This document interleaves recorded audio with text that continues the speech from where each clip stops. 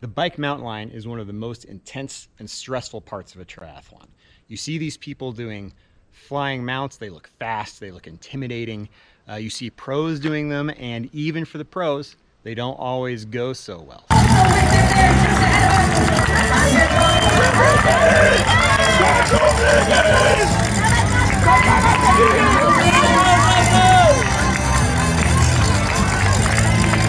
So can an age grouper be expected to do well doing flying mounts? Well, with some practice and some tips and tricks, it's something that you can get comfortable doing and something that you can add to your arsenal on race day. Okay, so today we're gonna practice a few of the different kinds of flying mounts that people do, from the full-on ITU style jump on your bike flying mount that I can kind of do, and the step on the pedal or the put your foot in first flying mount. These I think are the three most common kinds of flying mounts that people do, and so I just want to go through how those work with the Velvet shoe. One thing that really helps is if you put some sort of chamois cream or body glide on the top of your foot and on the back of your heel before you start your race, and that just keeps your sort of wet, sticky foot from adhering to the tongue of the shoe or to the heel of the shoe when you're doing your flying mount. So we'll just watch each mount the first time through, and then we'll look at it again and talk about it.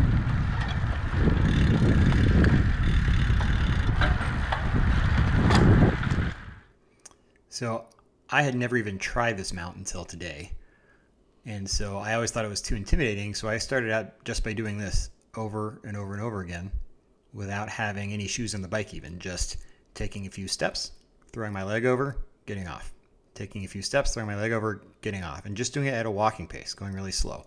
And that really, it gives you enough speed to have some time to get your feet in. So to set up for this mount, you want to have your shoes rubber banded, and most people do this with the right shoe rubber banded out front and the left shoe rubber banded behind. And so when you throw your leg over, that leg that you throw over is going to be the first one that you slip into the shoe. And then as you get that one started, you get your left foot started. And then you just kind of inch your feet forward. You can kind of crawl with your toes a little bit if that helps. And inch your feet forward until your heels pop in. And then in the case of the Velvet shoe, you just flip those levers closed and you're on your way. There's no need to make any adjustments or anything because the levers are preset with a dial to the tightness that you prefer. So you don't have to mess with it once it's closed like you would with a BOA or a Velcro. It just goes right to where you want it. Now let's watch the Step-On flying mount. This is the mount that I've always done before, but I think I'm going to switch to the real flying mount in future.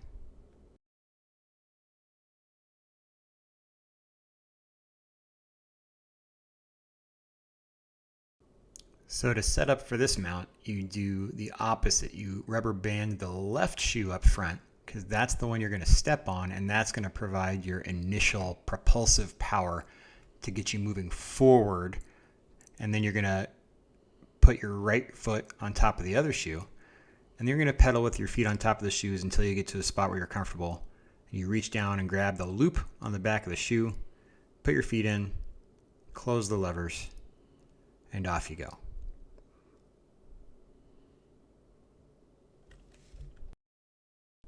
This is a mount that I see a lot of the mid and long distance Ironman pro women doing.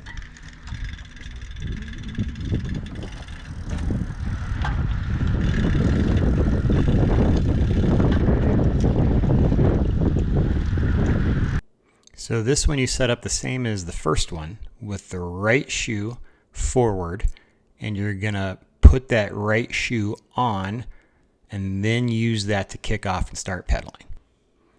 It's a little bit tricky putting the shoe on because you don't have much to push against because there's no foot on the other pedal. But it's not too bad, and then once you get going, you already have one foot all the way in, so you only need to worry about getting the second one in while riding. And again, you just close your levers, or you close your Velcro or close your BOAs, and you're good to go. At the end of the race, it's time to do your flying dismount. And so you just pop your foot out, put it on, and then close.